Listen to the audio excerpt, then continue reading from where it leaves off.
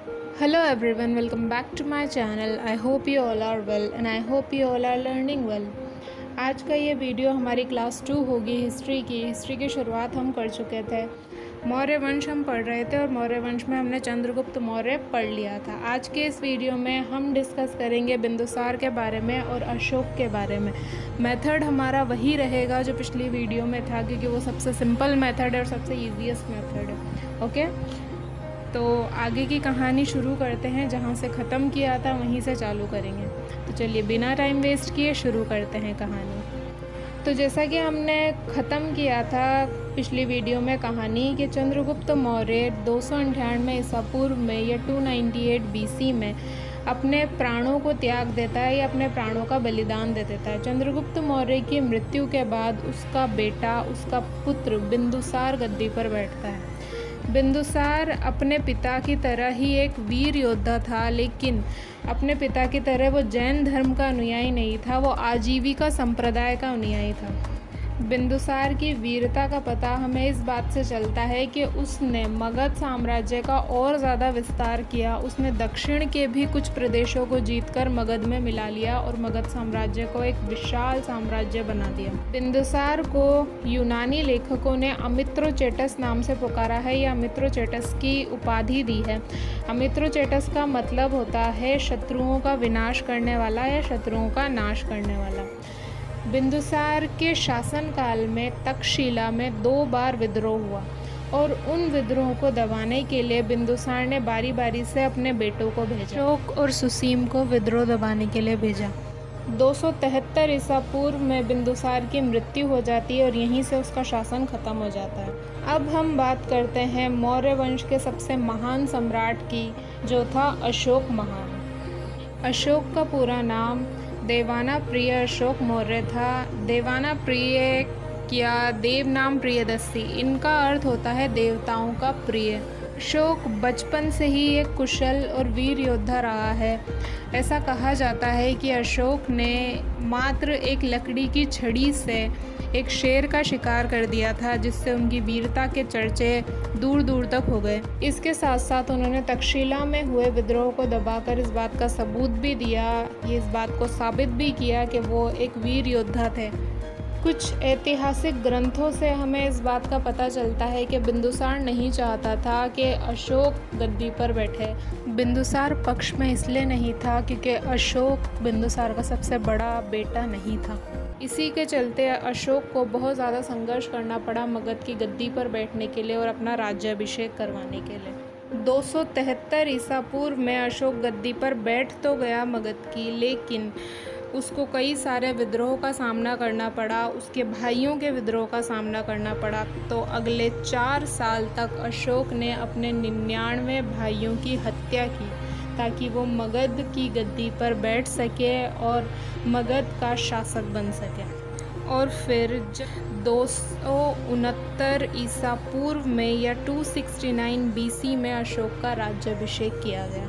अपने राज्याभिषेक के 7 वर्ष बाद अशोक ने कश्मीर और खोतान के कई सारे प्रदेशों को मगध साम्राज्य में मिला लिया। अशोक ने एक विशाल साम्राज्य की स्थापना की, जो उत्तर में हिंदू कुश की श्रेणियों से लेकर दक्षिण में गोदावरी और मैसूर तक, पूर्व में बांग्लादेश से लेकर पश्चिम में अफ़गानिस्तान और ईरान तक फैला हुआ था। और अगर हम आज की बात करें तो आज का भारत, पाकिस्तान, अफ़गानिस्तान, नेपाल, बांग्लादेश, भूटान और म्यांमार, ये सब अशोक सम्राट के राज्य में आते थे। ये सब अशोक सम्राट के साम्राज्य में आते थे। ओके, तो इतना विशाल साम्राज्य अशोक ने स्थापित कर लिया था। अशोक के जीवन का अंतिम युद्ध था कलिंग युद्ध, जो उसने 261 ईसा पूर्व में या 261 BC में लड़ा, अपने राज्याभिषेक के 8वें वर्ष। कलिंग एक ऐसा युद्ध था जिसने अशोक के जीवन को बदल के रख दिया। कलिंग पर उस समय शासन था नंदराज का। नंदराज वहाँ शासन कर रहा था। कलिंग पर अशोक ने 261 ईसा पूर्व में आक्रमण किया और ये आक्रमण इतना भीषण था, इतना खराब था कि यहाँ पे करीबन 1 लाख लोग मारे गए और 1.5 लाख के करीब लोग घायल हुए। उन मारे जाने वाले लोगों में बच्चे भी शामिल थे, औरतें भी शामिल थी, बुज़ुर्ग भी शामिल थे, सभी लोग शामिल थे। यानी कि आम जनता तक को मार दिया गया उस युद्ध में, इतना भीषण वो युद्ध था। कलिंग तो अशोक ने जीत लिया, लेकिन उसके बाद इतना ज़्यादा नरसंहार देख के, छोटे छोटे मासूम बच्चों की लाशें देख के, बुज़ुर्गों की लाशें देख के, औरतों की लाशें देख के उसका हृदय जो था वो विचलित हो गया। वो बहुत ज़्यादा बेचैन हो गया, बहुत ज़्यादा परेशान हो गया। और अशोक के मुंह से निकला कि अगर ये विजय है तो फिर पराजय क्या है। और उसने इस बात का निश्चय किया कि वो आगे से कभी भी युद्ध नहीं करेगा। लेकिन इस निश्चय के बावजूद भी उसका जो मन था, जो विचलित था, बेचैन था, वो सही नहीं हुआ, उसको शांति नहीं मिली। अशोक का एक भतीजा था जिसका नाम था निग्रोध। निग्रोध बड़ा ही शांत रहा करता था। अशोक उसको देख के सोचा करता था कि ये इतना शांत कैसे रह सकता है। अशोक ने एक दिन निग्रोध से पूछा कि तुम इतना शांत कैसे रहते हो। तब निग्रोध ने अशोक को बताया बौद्ध धर्म के बारे में। निग्रोध ने कहा कि मैं बौद्ध धर्म का पालन करता हूँ जो शांति की शिक्षा देता है। उसी से प्रेरणा लेते हुए अशोक ने बौद्ध धर्म अपनाने का निर्णय किया या फैसला किया। और फिर निग्रोध ही अशोक को उपगुप्त के पास लेकर गया। उपगुप्त ने अशोक को बौद्ध धर्म में दीक्षित किया। तब अशोक ने बौद्ध धर्म को अपनाया।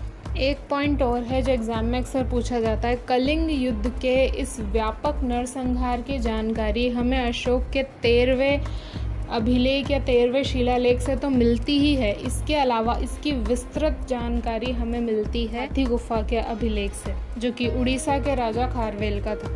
ओके, तो उपगुप्त और निग्रोध के प्रभाव में आकर अशोक ने बौद्ध धर्म को अपना लिया और उसने अपने साम्राज्य में बौद्ध धर्म का प्रचार करना शुरू किया।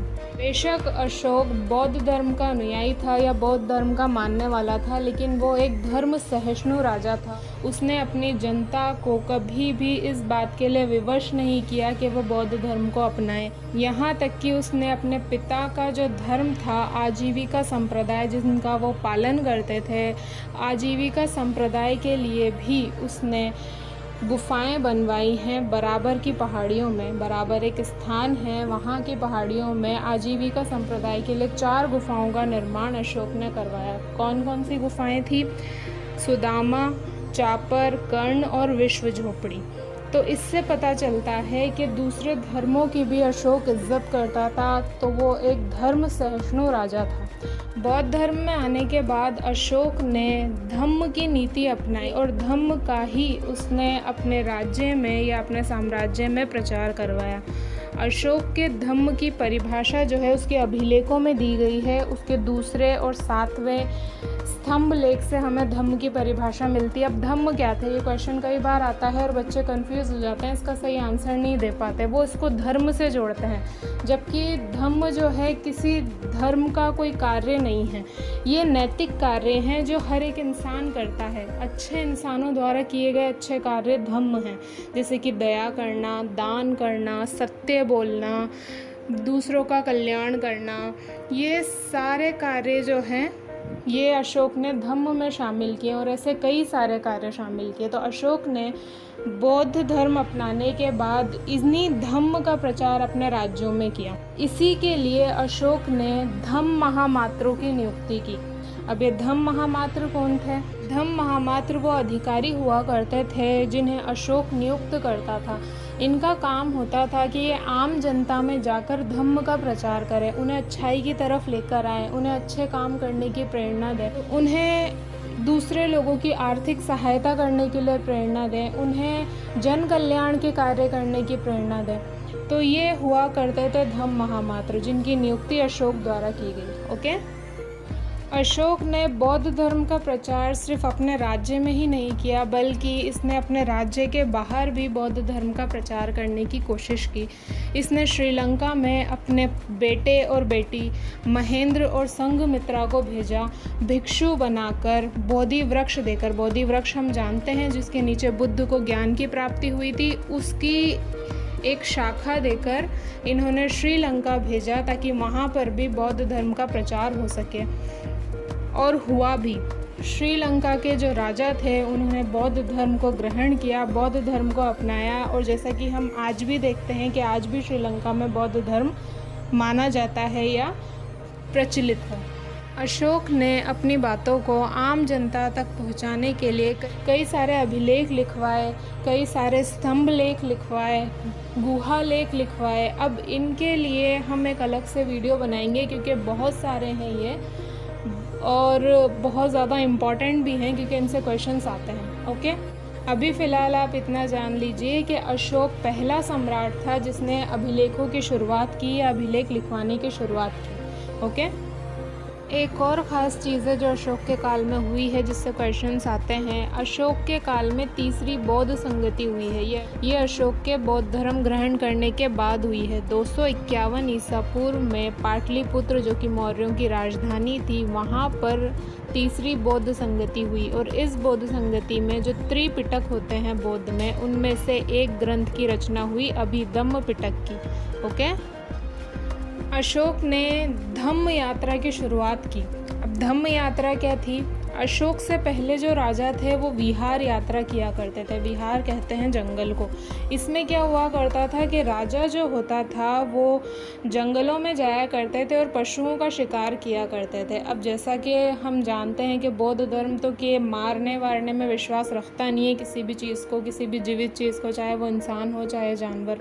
तो उसको अशोक ने बंद करवाया, विहार यात्राएं अशोक ने बंद करवाई और अशोक ने फिर धम्म यात्राओं की शुरुआत की। धम्म यात्रा में क्या होता था कि राजा जो है वो किसी भी बौद्ध स्थान की यात्रा करता था। जो महात्मा बुद्ध के जीवन से संबंधित हैं, स्थान जो पवित्र माने जाते हैं, उन स्थानों की राजा यात्रा किया करता था और यात्रा के दौरान वो वृद्धों को, जो बुज़ुर्ग व्यक्ति हैं, जो ब्राह्मण हैं, इनको स्वर्ण दान किया करता था या सोना दिया करता था। ओके, तो ये थी धम्म यात्रा। अशोक ने अपने जीवन काल में 2 बार धम्म यात्राएं की। एक राज्याभिषेक के 10वें वर्ष जब वो बोध गया गए और एक राज्याभिषेक के 20वें वर्ष जब वो लुम्बिनी गए, कपिलवस्तु।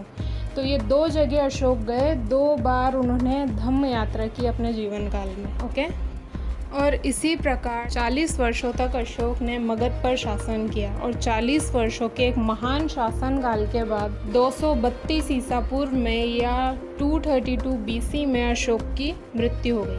अशोक के बाद अगले 50 वर्ष तक मगध पर जो राजा आए या जो उत्तराधिकारी मगध के थे वो इतने योग्य नहीं थे, वो मगध जैसे विशाल साम्राज्य को संभाल नहीं पाए, इसलिए धीरे धीरे मौर्य वंश समाप्ति की ओर जाता गया और फिर धीरे धीरे ये ख़त्म हो गया। मौर्य वंश का अंतिम राजा था बृहद्रथ।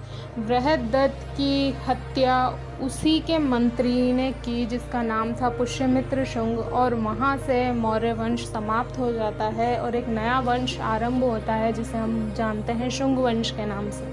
ओके, तो ये थी कहानी अशोक और बिंदुसार की या पूरे मौर्य वंश की। मौर्य वंश आज समाप्त होता है। अब हम वो सारे पॉइंट्स देख लेते हैं जो इनसे एग्ज़ाम में क्वेश्चन बनते हैं या पूछे जाते हैं। ओके, तो फर्स्ट पॉइंट है, चंद्रगुप्त मौर्य की मृत्यु के बाद 298 ईसा पूर्व में मगध की गद्दी पर उसका पुत्र बैठता है जिसका नाम है बिंदुसार। बिंदुसार को यूनानी लेखकों ने अमित्रोचेटस कहा है। क्या कहा है? अमित्रोचेटस। ओके, बिंदुसार के काल में तक्षशिला में 2 बार विद्रोह होता है जिन्हें दबाने के लिए अशोक एक बार सुसीम को और एक बार अशोक को भेजता है। 273 ईसा पूर्व में देवनाग प्रिय अशोक मौर्य मगध की गद्दी पर बैठता है और मगध का तीसरा सम्राट बनता है। अपने राज्याभिषेक के 8वें वर्ष यानी कि 261 ईसा पूर्व में अशोक कलिंग पर आक्रमण करता है जो कि इसके जीवन का अंतिम युद्ध होता है। कलिंग विजय के बाद अशोक बौद्ध धर्म को अपना लेता है, उसे बौद्ध धर्म में दीक्षा देता है उपगुप्त। नेक्स्ट पॉइंट है, कलिंग युद्ध की विस्तृत जानकारी हमें मिलती है हाथी गुफा अभिलेख से जो कि उड़ीसा के राजा का था। ओके, अशोक बराबर की पहाड़ियों में आजीविका संप्रदाय के लिए जिसका अनुयायी इसका पिता बिंदुसार था, उनके लिए 4 गुफाओं का निर्माण करवाता है, जिनके नाम थे सुदामा, चापार, विश्व झोपड़ी और कर्ण। ओके, नेक्स्ट पॉइंट है अशोक के धम्म की परिभाषा हमें उसके दूसरे और 7वें स्तंभ लेख से मिलती है। अशोक के काल में तीसरी बौद्ध संगति हुई है। ये 251 ईसा पूर्व में पाटलिपुत्र, जो कि मौर्यों की राजधानी थी, वहाँ पर अशोक ने धम्म के प्रचार के लिए धम्म महामात्रों की नियुक्ति की थी और धम्म यात्राओं की शुरुआत की थी। अगला पॉइंट है अशोक ने अपने जीवन काल में 2 बार धम्म यात्राएं की है। एक बार राज्याभिषेक के 10वें वर्ष बोध गया और राज्याभिषेक के 20वें वर्ष लुम्बिनी कपिलवस्तु की यात्रा की थी। ओके, अशोक ने अपने पुत्र और पुत्री महेंद्र और संघमित्रा को श्रीलंका भेजा था बौद्ध धर्म के प्रचार के लिए। और लास्ट पॉइंट है मौर्य वंश का अंतिम शासक बृहद्रथ होता है, जिसकी हत्या उसी का मंत्री पुष्यमित्र शुंग कर देता है और मौर्य वंश का अंत हो जाता है। ओके, तो ये थे कुछ पॉइंट्स, ये थी आज की वीडियो। आई होप कि आपको पसंद आई होगी, वीडियो समझ आई होगी। If you liked my video please like share.